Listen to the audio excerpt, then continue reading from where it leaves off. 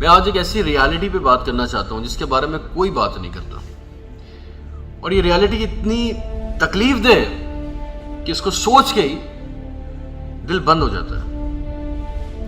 مجھے بتائیں کون ہے جو اپنے بوڑھے ماں باپ کو چھوڑ کر جانا چاہتا ہے؟ کون ہے جو اپنی بیوی بچوں کو دوسروں کے آسرے پہ چھوڑ کر جانا چاہتا ہے؟ کس کو اچھا لگتا ہے یہ؟ کسی کو اچھا نہیں لگتا بھائی، یہ مجبوری ہے۔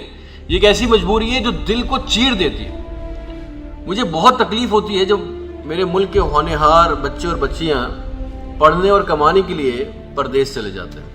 اگر اس ملک میں لا اینڈ آرڈر اچھا ہوتا، میرٹ پہ نوکریاں ملتی، ایجوکیشن انسٹیٹیوٹ پڑھائی کا نظام اچھا ہوتا، وسائل ہوتے، تو کس کو پڑی تھی کہ اپنے بوڑھے ماں باپ کو، اپنے بیوی بچوں کو، اپنا ملک، اپنی زبان، اپنے رشتہ دار، اپنے دوستوں کو چھوڑ کے پردیس میں جا کے ان کی گالیاں کھائے؟ کس کو پڑی ہے؟ کس کو اچھا لگتا ہے؟ مجھے بتائیں۔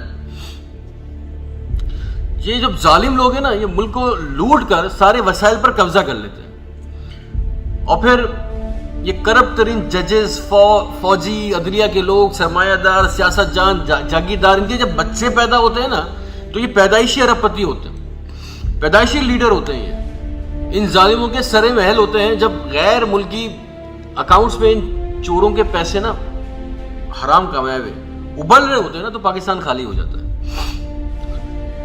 یہاں بے روزگاری، مہنگائی بڑھ جاتی ہے، یہاں تعلیم کا بیڑا غرق ہو جاتا ہے، اپرچونٹیز بالکل زیرو ہو جاتی ہیں، میرٹ کا ستیہ ناش ہو جاتا ہے۔ پھر پاکستان کے محنت کش، ہنر مند، جفا کش لڑکے اور لڑکیاں، ذمہ دار بیٹے، ذمہ دار بیٹیاں اپنے گھروں سے نکلتے ہیں اپنے ماں باپ کو چھوڑ کر، اور ان گھروں کے چراغوں کو ان کے ماں باپ ان کے ماتھے چوم کر روانہ کر دیتے ہیں۔